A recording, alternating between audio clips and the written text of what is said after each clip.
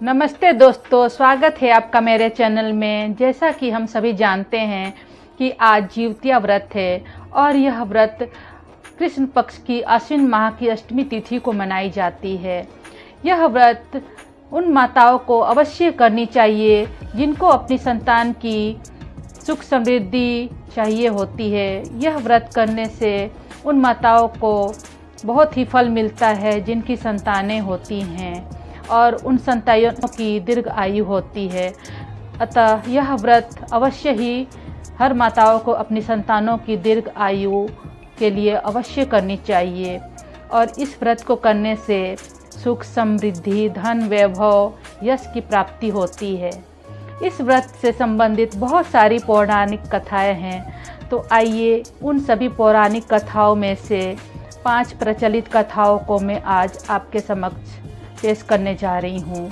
तो उन कथाओं को श्रवण करने से पहले हम सब मिलकर आइए एक साथ प्रणाम करते हैं। जीवित वाहन भगवान की जय, जीवतिया माई की जय। अब आप तीसरी कथा सुनिए। गंधर्व वन के एक राजकुमार थे जिनका नाम था जीवितवाहन। वह बड़े होकर वहां के राजा बने, परंतु राजपाट में उनका मन न लगा और वे अपने माता पिता की सेवा करने के लिए जंगल में चल पड़े। वहां उनका विवाह माल्यावती नाम की एक कन्या से हुआ और वह उनके साथ सुखी जीवन व्यतीत करने लगे। एक दिन वह जंगल में घूम रहे थे तो अचानक से उनको एक स्त्री की रोने की आवाज़ सुनाई दी। तो उन्होंने वहां जाकर उस स्त्री से रोने का कारण पूछा तो उस स्त्री ने कहा कि मैं नागवंश से हूँ और यहाँ के गरुड़ राज हर दिन किसी के बालक को अपना भोजन बनाते हैं। आज मेरे पुत्र की बारी है, इसलिए मैं रो रही हूँ।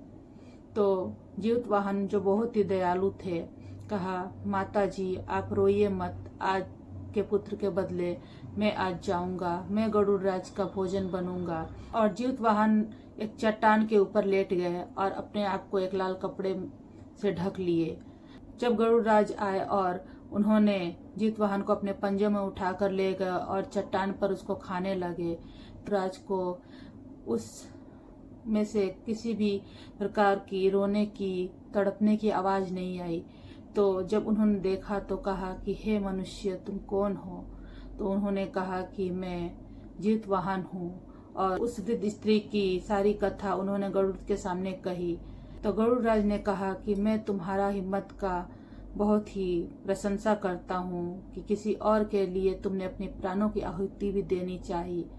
मांगो, तुम्हें क्या वर चाहिए? तब जीवितवाहन ने कहा कि हे गरुड़ राज, अगर आप कुछ करना ही चाहते हैं तो आप एक वचन दीजिए कि आप किसी भी माताओं के पुत्र को नहीं खाएंगे और जितने भी माताओं के पुत्र को आपने खाया है उनको पुनः जीवित कर देंगे।